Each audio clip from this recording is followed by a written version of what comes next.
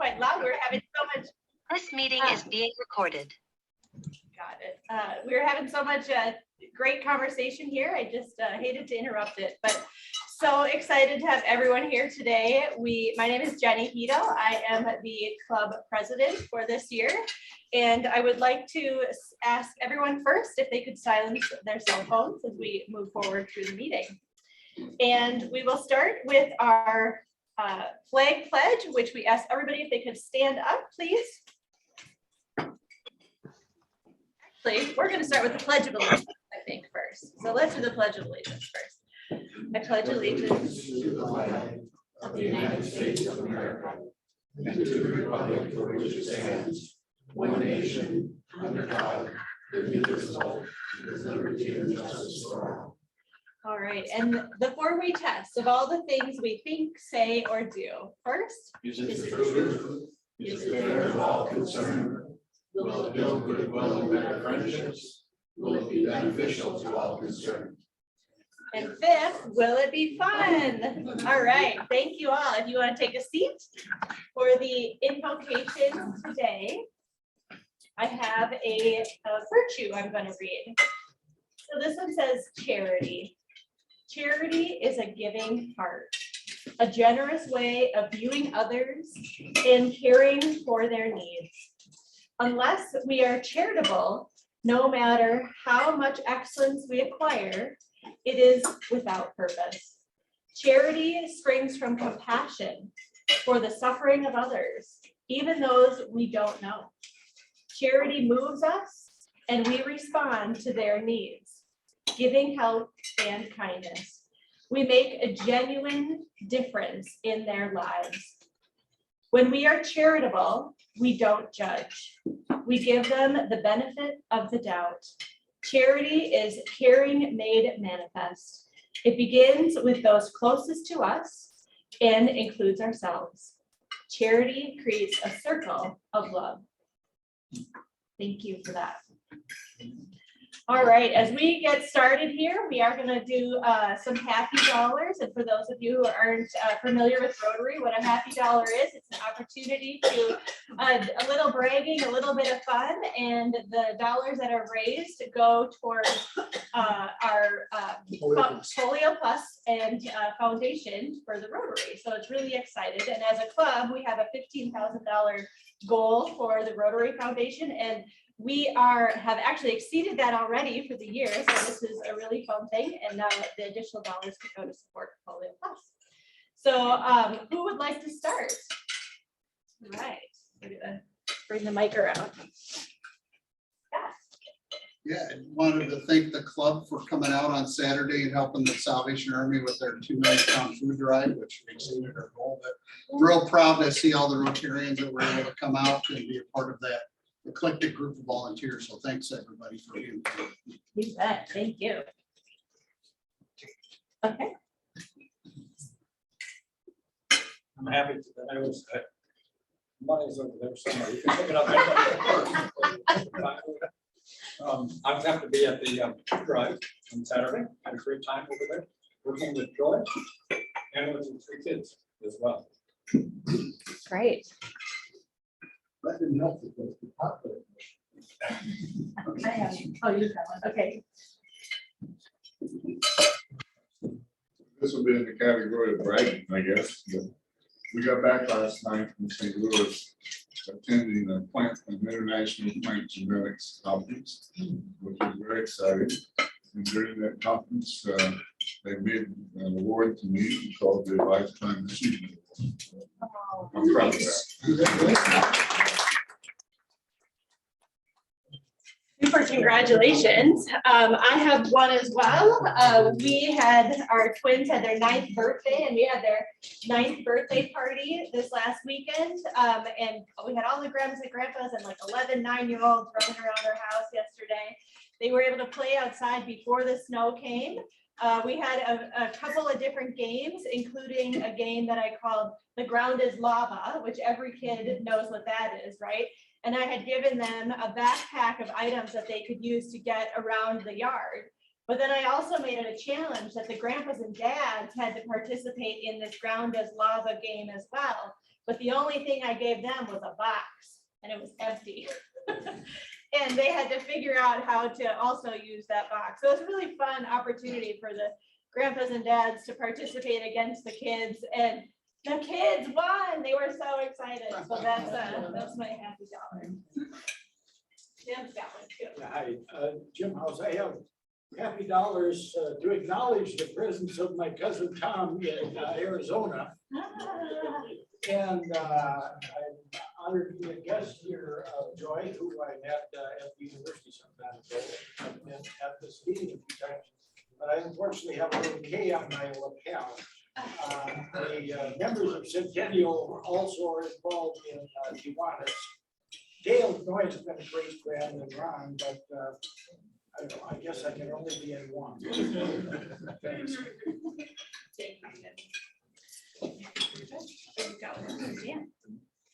I have the oddest dollar that I'll ever contribute.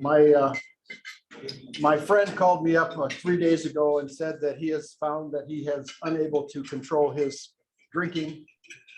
And so he had me come and pick up 2 cases of wine from his house so that he would not drink anymore. He has gone to other help with that, but my role was to take this wine away from him, which is tough.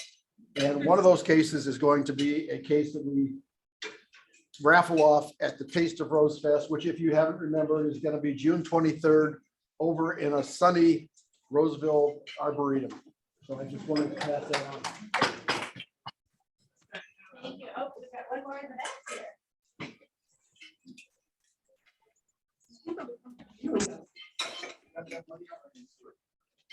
This should have been last Monday instead of today, but it's today instead. It's last week. Question for my wife. It was her 79th, I mean, her 69th year of endurance with me. Congratulations. I'm sorry, I realized the mic maybe wasn't on as long before. Anybody else? All right. Well, it is my pleasure to introduce our speaker, Dr. Joy Noley, today. And when I asked her what she wanted, how she wanted her introduction to go, she said, well, I've been married to Gideon for 30 years. I have 3 wonderful children. She's a physician over at the University of Minnesota, so we're super pleased. She's also been in Rotary, not necessarily here in the Twin Cities, but in Janesville in Wisconsin for 19-20 years. So she is very, very familiar with Rotary. And one day somebody invited her to join a club. And it's amazing what happens when you start just asking if somebody would like to join you at a lunch meeting. So she is a testament to how you can just make an ask, and next thing you know, you have a super involved Rotarian who's making a very big difference in the world. So Joy has some guests here today, and I'm going to invite her to come on up and introduce her guests.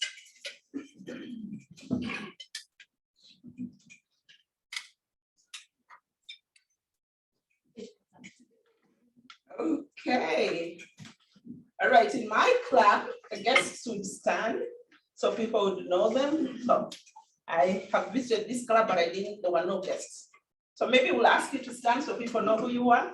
So I have my good friends, Dr. John Kelso and his wife, Jan. They're my neighbors. We kind of met while walking. He worked in Africa for a long time, so he speaks better Kiswahili than me, and that's how we connect. And then I have another really good friend who is becoming a really good friend over here, Dr. Jim House and his wife, Jan, over here. As he said, we met at the university, and then he runs something called Connectivity. I think Ron is part of that too.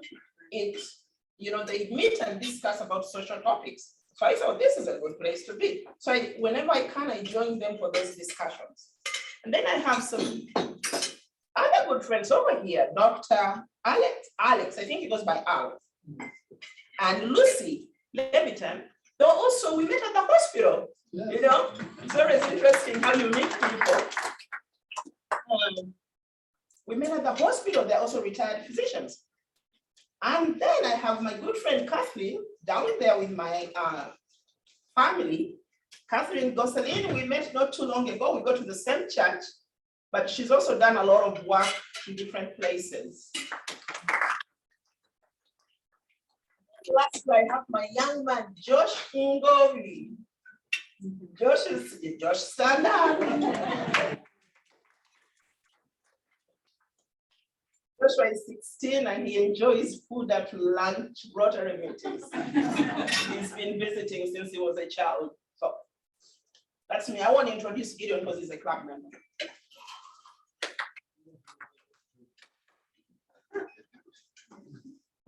Time to start? Yes, go ahead.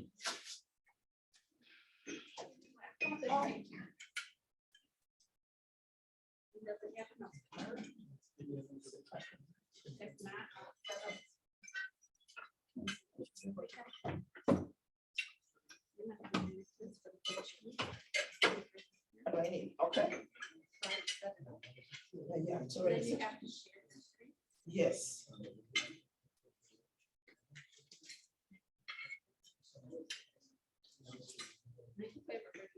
Yeah, it was ready. Okay.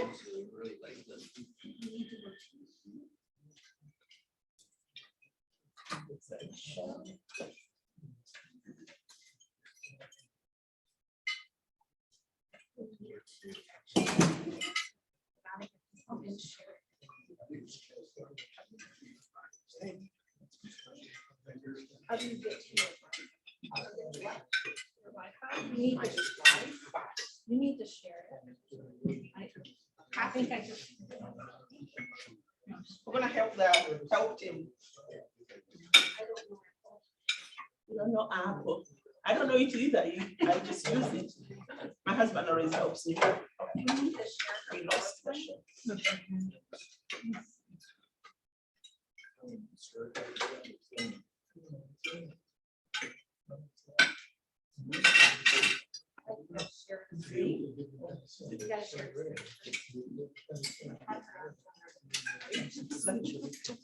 How do you share? First you want to share the screen. You gotta go back to Zoom. It would be on your Wi-Fi, whatever your internet. Exactly.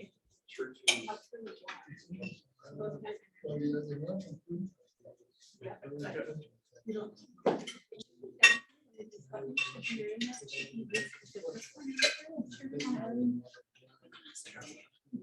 Hey, Gideon. Need your help. Up at the top of the screen, look for the Wi-Fi symbol. It should be. I think it's working. So she's on. We need to get her here today. She's got to be on Zoom, so we can get to the Zoom screen. So she can share. She's already connected. Kathy, somebody's waiting. Yeah, I see. Oh, you are? Joy had this one. That's right. Yeah. Already signed in the Zoom. It's already on your Wi-Fi. Yes. We walked there too.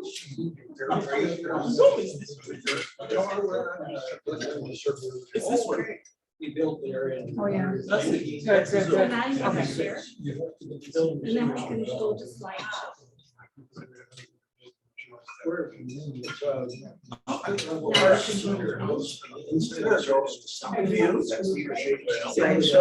Solar panels.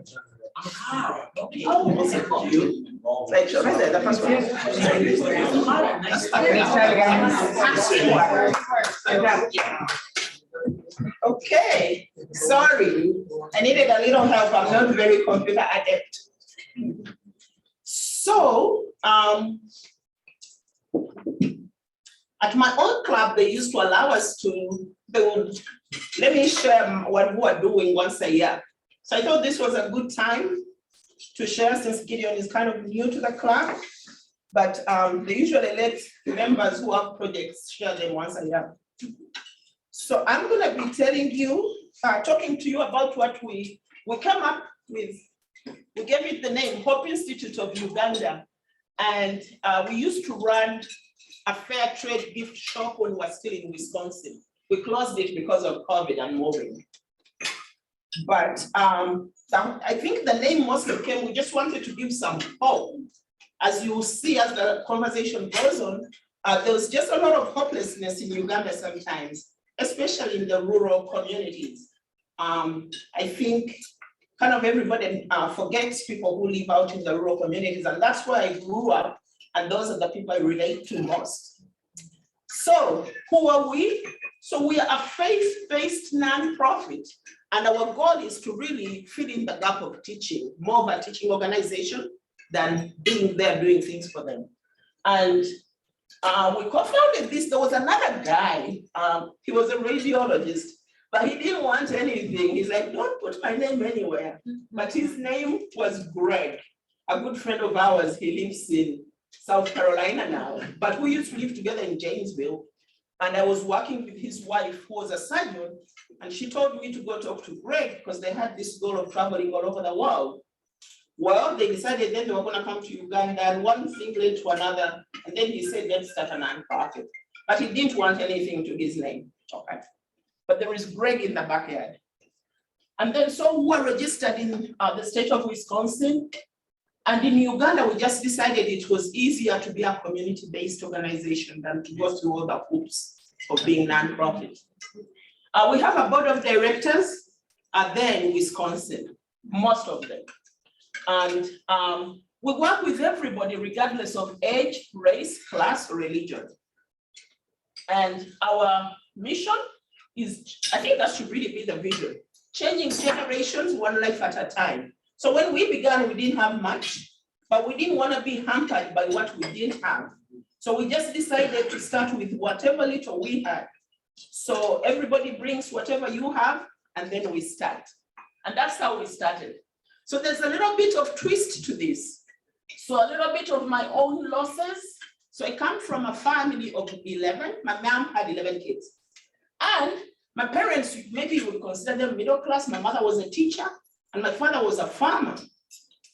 But I think my mom worked full time, but then she also had 11 kids. So I think it was too much, honestly. As I look back, I'm like, how did she make it? And then she had to come and make sure we eat every day. She had to go to the garden and bring food. So evidently, as people grew, like my older brothers, there was no oversight. Like if as soon as you turn like 13, there's no oversight because mom is just happy you can feed yourself. So my brothers got into alcohol. And those were the turbulent times of Idi Amin. There was just a lot of chaos in the country. So my brothers started drinking alcohol, all of them. So my mother would try to fight. She didn't know what to do. You argue with the boys, you shout, you yell. There's nothing. I mean, they don't really listen. They're teenagers. So to Josh listens though. So, so really that was just growing up, seeing her so frustrated. And then my dad would be blaming her. These bad boys are your children. Oh, wow, it was crazy. Anyway, and then my sister, they took care of the girls. My mother didn't want us to get pregnant, so she took us to boarding schools so we would not be distracted. So my sister and I ended up becoming doctors. Unfortunately, she was on a study trip to Netherlands and she was diagnosed with Lou Gehrig's disease at 33. Yes, that's what I said too. So she ended up passing away at 36. I was finishing my residency. So then my mother became a total wreck. And I couldn't console her, neither would my dad. Also was really, I mean, he was kind of the stronger of the two. But with Rebecca's death, everybody just became, it just became chaos. However, even me, I got really depressed and, Gideon would try, but it was bad. However, as I was struggling with myself, I felt like there was this need that if I can help recreate who my sister was, then it would be okay. And that's how this whole thing began. My sister was a big reader. So because we grew up in these boarding schools, there were missionary schools these missionaries were from England. So we always had books. So I was in boarding school from age 6, all the way till college. But we had books, we had these big libraries, and we grew up reading. My sister would read a book and give it to me. Read. That's all we did. I mean, that was the social life in that boarding school. So I realized that to recreate my sister, if I took a library to the village and village children can get a book in their hands, then the rest will be history. Because I mean, that's why we are here, because we read. So when I joined Rotary, I was telling them how I became a Rotarian. A guy was my patient in the hospital. And as you know, I'm talking to him, I'm putting him to sleep. He starts asking me, he had read about us in the papers. We had done a mission trip with my church in Wisconsin. And of course, because it's Janesville, it's a small town, it's only 60,000. Everything is big news. That's the good thing about a small town. Everything is big news. So we had been in the papers, we had been on TV. So kind of everybody knew about us. So he's like, you need to come to the club with me. So I did go. And actually I became a Rotarian. I liked it, it was great. And really it was a great, great blessing to me. So we ended up with all those people I've told you, Greg, my colleague at the hospital, these Rotarians, we ended up starting this organization called Hope Institute. And all of that in the backdrop is my own personal story. And I myself needed healing. I mean, after losing all these people and Rebecca's death, I was a wreck myself. But as we began this, healing started seeping in little by little. So our vision was, as I told you, changing generations one life at a time. So that means that you don't have to wait to get more money. I just start with what little you have. And our mission to raise men and women that will transform society. And our core values is faith, excellency, and hard work. And key priorities are leadership development. I think that's the biggest need in Africa, honestly. And now John can agree to that because he's worked there for even longer than I did. I think if you don't have good leadership, you're not going anywhere. And I think the leadership begins right in our own homes. If parents are not leading, I mean, everything builds onto another. And that's what we're trying to work on. And then increasing access to basic healthcare services for rural communities. So when we were in Janesville for about 15 years, because my hospital was very interested in this, people got time off to go with us to Uganda. You know, if you had been there 5 years, you'd be, and we were allowed to do that. So we did these mission trips for about 10, 15 years, and we would go and do what we call a surgical camp. We set up camp at it was a little Catholic hospital in the village. And then we would operate. They don't have surgeons there. We have a hospital that takes care of over 250,000 people, and there's no resident surgeon. So that simply means that you can die of an appendix. I mean, it's bad. So that's what we set on to do, and then support basic education, because there's some people who really want to go to school, but they don't have money. The government says you can go to school for free, but they don't give books, they don't give all the supporting things a child needs at school.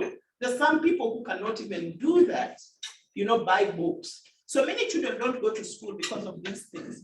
And then we realized that for Africa, for at least in the part of where I come from, if we can help people create jobs by supporting small businesses and skills training, a lot of Africans will actually take their children to school because they know this is the passport out of poverty, So going to school is not a big deal if they can be enabled to. But we're not the type that comes and just gives. We want you to be part of it. So that's what we've been doing. So over the past 2 decades, what have we done?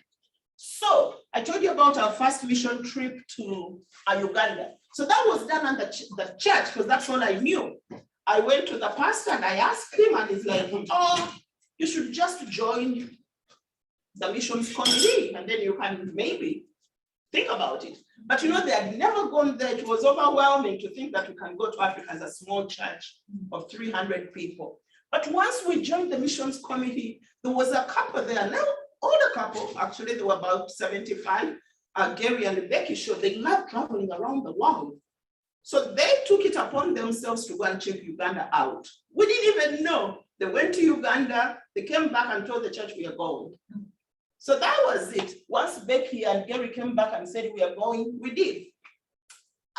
We actually ended up building a church because for them, they said we don't build libraries, but we will build a church. So we found there was a really bad place where, because Uganda has had a lot of trouble, there's so many people who have been, what do you call it, Gideon? When people have been moved from their areas to other areas. Displaced. Yes. From northern Uganda, there's been a lot of fighting and just turmoil, political turmoil. So they live in this town, it's near my hometown, Ginger. It's like United Nations, there's every tribe, language, and it's crazy, but children there are drinking alcohol by age 5. Okay, it's bad actually. So that was it, but our church is built in that ghetto. So, and the funny thing is these children are very interesting. When we did this first mission trip, we didn't account for children because we didn't know, but as soon as you arrive and then they see guests, they see white people, all the kids gather, they pour like ants. So like by 9 o'clock, there's 200 kids. We didn't account for them. We didn't plan to feed them. So then we are in trouble here because we don't have food for them. We don't have nothing. But we ended up feeding them because, feeding people is not so expensive in Africa. And that was the beginning of this whole thing. And I realized that we can't just go and build a church and go away. There were all these children. And then during that 1 week, as we're just building this church, the women would come in the afternoon with their crafts. I brought a few things for show and tell. Josh, come and give out these baskets. So these women, once they saw these American people, especially American women, they love to shop. Wow. They were shopping in August for gifts for Christmas. I mean, really shopping heavily. And I'm like, whoa, good. And in my mind, I felt like God was telling me, that's it. You can sell those things in the US and you have money to send people to school. And that's how we really began. I had $500 that remained over our trip for my family. We took everybody in the family. Josh wasn't actually born yet. He was still in my tummy. But I left $500 behind, and the pastor trained a few people and they started making crafts. And he sent me the first box in 2006 because we had gone to Uganda in July 2006. He sent me a few things. And that's how we kind of began, really. People just bought these things and bought these things in Janesville. And I soon realized, Americans like handcraft, They like this quite a bit. So, and people, people just show up, they are, we'll help you. They helped us open a shop. We had volunteers staff the shop. Rotarians were totally behind us. I mean, it's like one thing leads to another. So let's see. So, and these crafts, we call them ginger jewelry because they were from Ginger. The town was called Ginger. They have been the biggest source of support for us because we haven't had time to sit down and write. Now, friends will give us money, but sometimes we just don't have the time because, our lives are really busy raising 3 kids and, working at the hospital. It's just been so busy. People will just, but these crafts, when we had the shop, somehow money always comes and people love buying them. And then we discovered farmers markets in Janesville. I mean, people love, when you go to farmers market, I mean, people are interesting people there, but there's so much support. So we've done youth conferences over the years. We've sent people for skills training, and all the profit, once we take out the operating funds, we give the money back to the community. Let's see here. Okay, so current status, we've been 501c3 for the last, since 2008, I think. And then in Uganda, we remain a community-based organization. And when we began out, we used to give money scholarships. We'll find a child who wants to go to school, or those who there are times people will just impress you because they will latch on to you. A child will latch on to you and never leave you. Such children we've sent to school. And we have at least 50 who have graduated. We have one of our children doing a master's degree in China. And we have another guy, he just got a job from one of these places you go to a ghetto, you're not thinking you're gonna find much there. But we have this young man, he just became the manager for all UN volunteers in Uganda. And I'm like, what the heck? Okay. And then his little sister, I'm working with Ron here. Then this other kid had a little sister who is I'm encouraging her to apply for a PhD at the U for our voc ed. And then we have so many, at least 6 of them became doctors, people became lawyers and everything. But the board decided that was such an expensive route because you take a child, you have to work with them for 16 years, one person. So they've decided we should start a school. We started our own school. It's called Buruwa. The little hospital we go to, the little Catholic hospital, is right by Lake Victoria. It's another crazy place. It's another ghetto. And fishermen generally don't go to school because they fish in the night and they sleep in the day, drinking alcohol, then sleep. The children, sorry, find your way. So the children don't go to school. But one guy convinced us to buy a house, and the next time we went there, we had some money. We went on a mission trip and we had some money to stay over. So he made us buy a house that was almost falling apart. But the next time we went there and started our school in it. So now the board has just decided we have to put our efforts into this little school. And all these people at this fishing village are from Kenya. It's always interesting when you see immigrants. What you see, someone else sees gold. I mean, they come from Kenya to come and fish in Uganda, which is really interesting. I would never think I would migrate to Uganda myself, but everybody sees different things in life. But so now we have that school in the village, and they have 2 teachers. Before COVID, we had about 75 students in that little school. But with COVID, things have changed a lot. I think they're now back to 25 students. And then we started our skills center. This is kind of for me. It was my mother after my mother died in 2012. But when she retired from teaching, she got very involved in crafting. So this all kind of brought back things for me. So when she died, we raised some money as kids and we built a house for the church, a church office, but they don't use it. So now I decided to put a craft center in there. So over these last 2 years, we've been training mostly young girls have been going there for training. And they're learning skills there. It's very interesting. You see a little bit more of this downstairs. So I think I've talked about most of this. I think we are putting most of our energy into jobs, of course, healthcare. And I have to say here that because of my good friend John here, he connected me to another organization he started, I think himself, GHO Global Health Overseas. So after 1 year of trying to get support information from Uganda, I'm having planning meetings, strategic planning meetings with this group.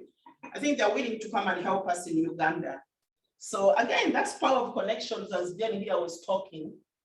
And let's see, we have a lot of partners.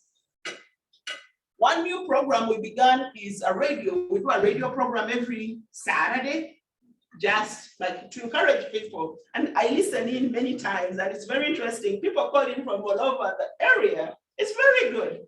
But it's also a good advertising channel for us about the Hope Institute. Of course, our biggest challenge is lack of full-time workers and generating enough money to do what we need to do. And also I realized that change is really hard. Like I'll tell my friends in Uganda, you can do this, but it's so hard for them to believe they can. I mean, like everything you have, you're like always pushing and saying, yes, you can. But they, just mentality change that this can be done is so hard for them. So I've pretty much told you everything there. What we've also done is, this one hasn't taken off really well, reading books. Because of Rotary, actually, we started sending containers of books to Uganda. We sent 4. We just different groups. There's a group in Texas, a Rotary club in Texas that sends books. So we've worked with them, and I'm working with them right now to send another container. But you will have the books there, but people will not go to read. It's like, what can I do? They don't understand the value of these things. So now we've hired a part-time librarian to help with our school so children can read.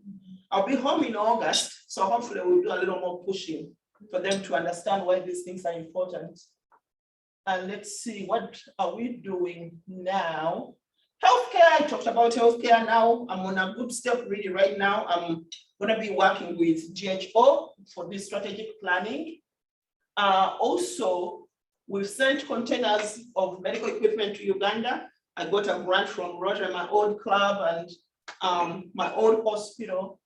And then also this training and mentoring of health workers, that's really big, because now at least we are happy. Actually, Gideon's brother became a surgeon, and he's like the only surgeon in a hospital for like 1 million. He's the only trained one. Now people will try to do surgery, but they're not trained. And and that story is not good. Okay, so let's see here. Okay, so we are selling this product. So of course, with our shop closing in Wisconsin, that's a problem. We are trying, and pretty much that's why I'm here talking to you. If you have any connections, if you have any links, you can help us, okay?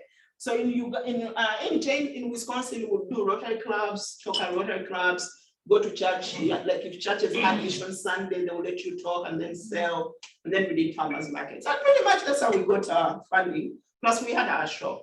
We have the shop still online, but because we haven't done a lot of heavy marketing, we don't sell much there. And then what I've gotten into over the years is this leadership and advocacy. I think that's partly also why I moved here. I just needed to have, I felt like to have more impact, you had to be in a bigger place like the just for, for more connections and for more, just for more.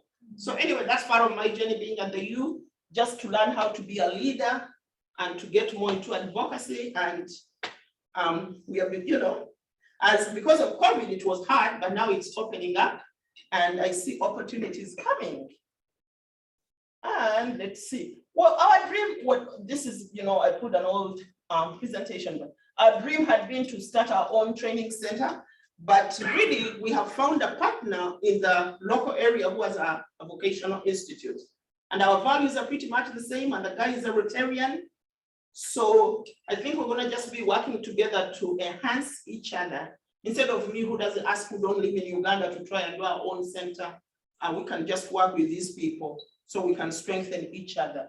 And as for the little school, we're gonna have to work really hard on that to help them have a school, because these children were walking like up to 4 miles. That means that many just didn't show up at school. And of course, as I said, the fathers, they work in the night, they're fishing in the night. In the day they are drunk, they don't go to school. There's no oversight for these children. And then one thing we have here, I brought a show and tell, I think this one I'm gonna show you. Okay, so we did write a book. My friends and I in Wisconsin, we wrote a little book. Josh, help me give this up. Josh. Oh, Jen can help me. And Josh, come here. Excuse you. That's why you keep. That's right. You gotta work for money. So we wrote this book to help us, because you have to realize when we started the crafts, I thought it would go to do, like things you like, but the board said no, we really needed to fund education. So the money from the crafts literally has been going into funding education.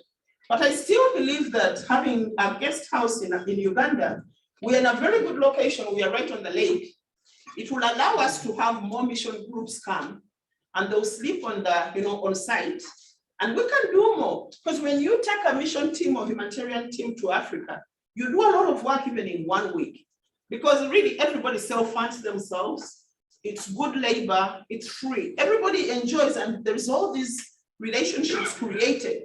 The Americans are able to create new friends. The Africans are also able to create new friends. It's a good thing. So we wrote this little book and we've been selling it for about 4 years.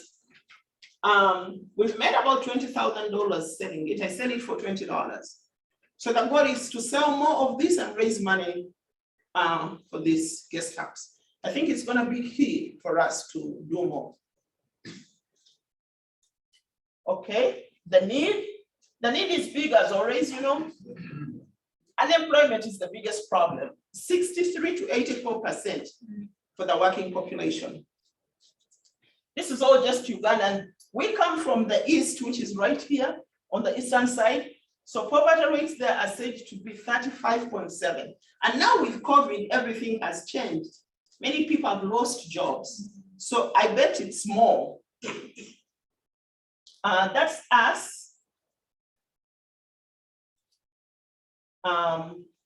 Yeah, I think I said all that. That was our old gift shop in Wisconsin. Unfortunately, we had to close.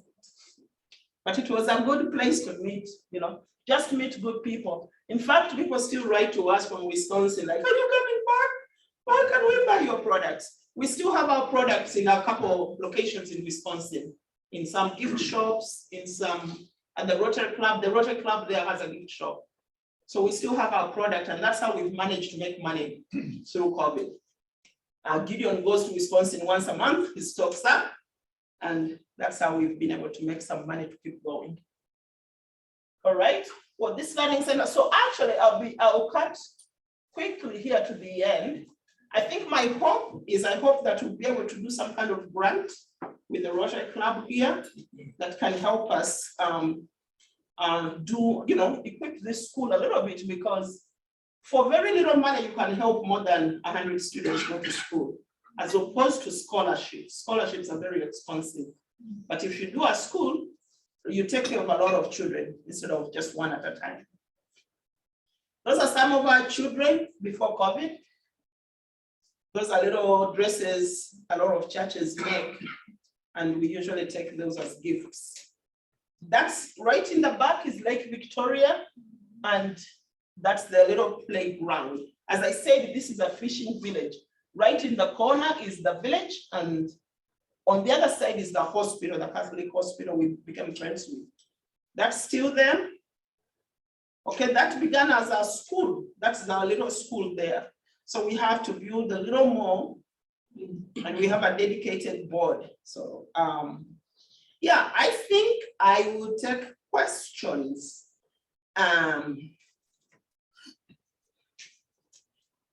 That's we started the crafting center. This is right by my church where I grew up, and that's the craft center where people have been taking classes for 2 years.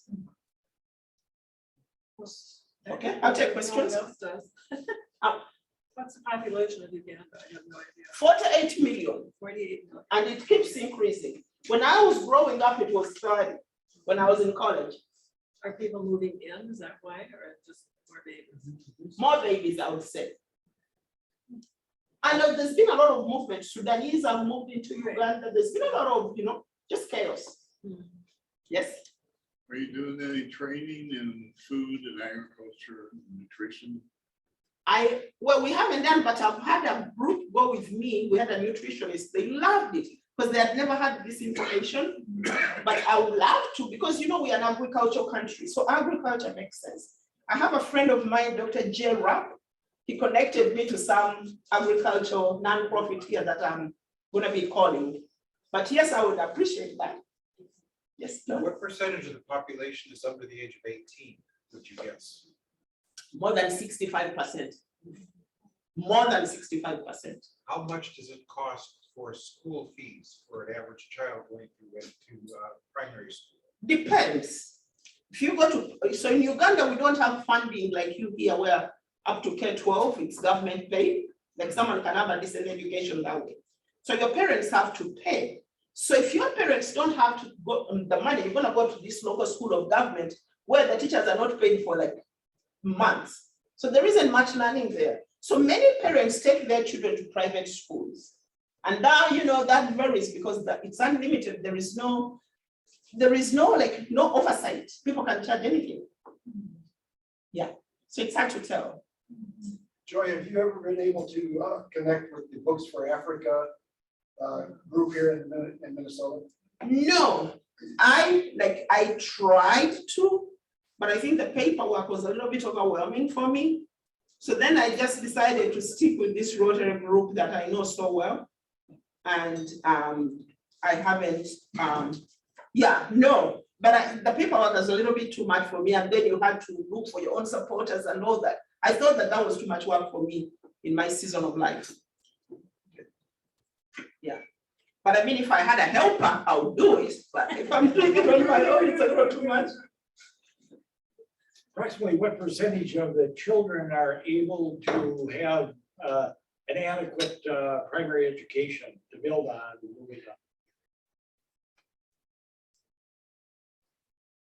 Any thoughts, Gideon? What's the question again? Approximate percentage of young children who have an opportunity to go to school. and be educated at the primary level so that they can then go to higher levels of education. I could say maybe 80% is not 100%. Some kids don't really try to go to school. And it made you drop out because now at even like we call it after 7th grade, you have to go to the next level, like here it would be middle school or whatever. They're taken out just by that, the money. So up to maybe I would say maybe 60% because many are just eliminated naturally. Yeah. All right. Yes, Dan. Thanks for your speech. It was very inspirational. I often wondered where Uganda was when you were talking. I knew it was in Africa. And then I got the book here and there's a picture of Uganda, of Africa with all of the different continents in Africa. So thank you very much. I'm going to buy it. Well, don't go too far, Joy. I want to stand in front of the camera here, but just want to say thank you so much for being here today. Inspiring presentation and everything that you're doing for Uganda and the partnerships that you have with folks in the US who are making some of that happen too. We have a 4-way coin that we give everybody, but you probably know every word on there by heart. So you could also share it with somebody you'd like. And then we also give contributions to Rotary Woods and Rain Garden on your behalf for presenting today. So thank you so much for doing that. Let's give her a round of applause. You know, there's some books around the table, so I would invite those who wish to let her know that you'd like to buy one. I know I have one, and it is a very interesting story. And one of the things that I learned, those beads that were in one of the blue bracelet is actually made out of paper. That's right. Yeah, it's made out of paper, so it's pretty amazing. Just she's looking at it over there going, no way, but yes, it's made out of paper. It's very, very beautiful.